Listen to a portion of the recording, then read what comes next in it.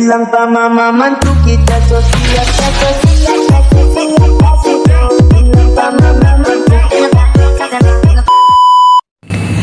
Assalamualaikum warahmatullahi wabarakatuh. Kembali lagi di channel YouTube saya Ekawati. Pada kesempatan kali ini kita akan membahas tentang pendekatan stilistika. Setelah sebelumnya kita mengambil contoh seperti novel Negeri Lima Menara, 5 cm dan Sang Pemimpi. Pada kesempatan kali ini saya akan mengambil contoh yaitu novel Cantik Itu Luka karya Eka Kurniawan. Sebelum lanjut, yuk sama-sama kita pahami apa itu stilistika dan apa fungsinya. Stilistika atau ilmu gaya bahasa merupakan cabang ilmu linguistik yang memfokuskan diri pada analisis gaya bahasa. Stilistika diambil dari kata dalam bahasa Inggris yakni style atau gaya dalam bahasa Indonesia. Fungsinya sendiri yaitu untuk memahami mengapa seorang pujangga menggunakan bahasa atau kata tertentu dalam karyanya. Contohnya yaitu pada saat kita mengkomparasi antara gaya bahasa seseorang penyair satu dengan penyair lain. Nah, itulah penjelasan tentang stilistika dan fungsinya. Belum komplit kalau kita lanjut, tapi kita tidak mengetahui tentang novel Cantik Itu Luka. Novel ini berjudul Cantik Itu Luka yang ditulis oleh Eka Kurniawan di negara Indonesia dan menggunakan bahasa Indonesia yang bergenre fiksi, fiksi sejarah, dan realisme yang diterbitkan oleh Gramedia Pustaka Utama pada tahun 2002 dan memiliki 537 halaman. Novel ini memiliki versi lain dengan judul yang sama yang dipresensi oleh Yuliana Tahir, diterbitkan oleh Gramedia Pustaka Utama pada tahun 2015 dan memiliki 479 halaman.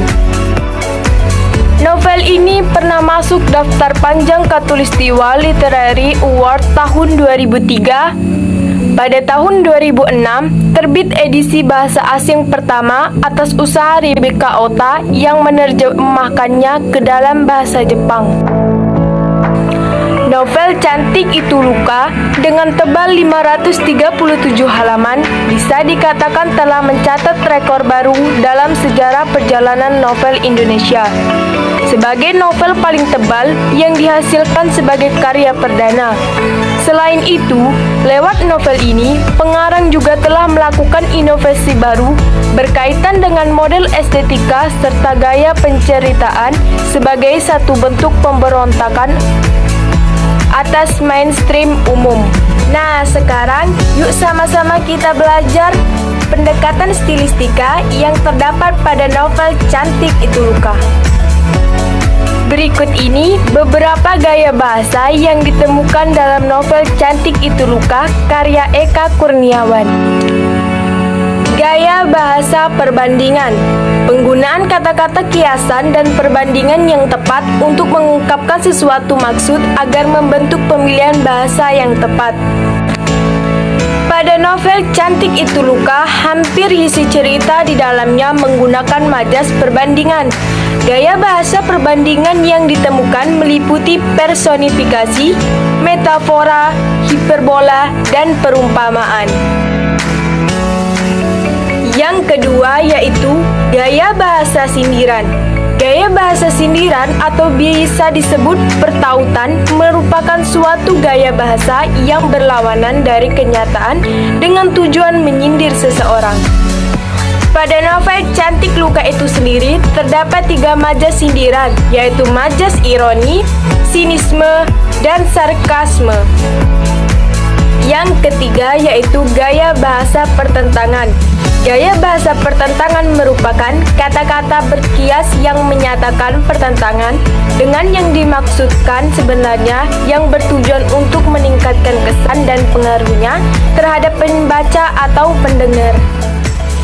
Pada novel Cantik Itu Luka terdapat majas pertentangan yaitu litoses. Yang terakhir yaitu gaya bahasa penegasan, yaitu yang menyatakan penegasan untuk memberikan pengaruh terhadap pembaca maupun pendengar. Pada novel Cantik Itu Luka terdapat dua majas penegasan, yaitu repetisi dan elipsis. Gaya bahasa Eka dalam novel ini jelas bukan hal yang menonjol. Gaya bahasanya memang cukup enak dibaca, tetapi tidak ada yang benar-benar istimewa di sana. Kecuali bahwa ia dengan vulgar memberikan kesempatan kepada para tokohnya untuk memaki-maki sekasar-kasarnya. Namun, Eka memberikan hal yang lain yang unik pada pembacanya. Plot yang rumit dan penuh kejutan, untuk ini Eka tidak main-main. Ia menampilkan plot cerita yang bercabang-cabang yang menguji stamina dan kesabaran pembacanya dan membuat alur cerita maju mundur sesuka hatinya. Walau begitu, ia berhasil menjahit plot-plot cerita itu dengan baik sama baiknya. Oh, jadi ada 4 gaya bahasa yang terdapat di novel Cantik Itu Luka. Kira-kira next video kita membahas tentang novel apa lagi ya? Dan pendekatan apa sih yang kita bahas di novel tersebut? Jadi, pantengin terus video di channel YouTube saya dan jangan lupa like, comment, and subscribe serta hidupkan tanda loncengnya untuk mendapatkan update video dari channel YouTube saya. Ketemu lagi di next video dan wassalamualaikum warahmatullahi wabarakatuh.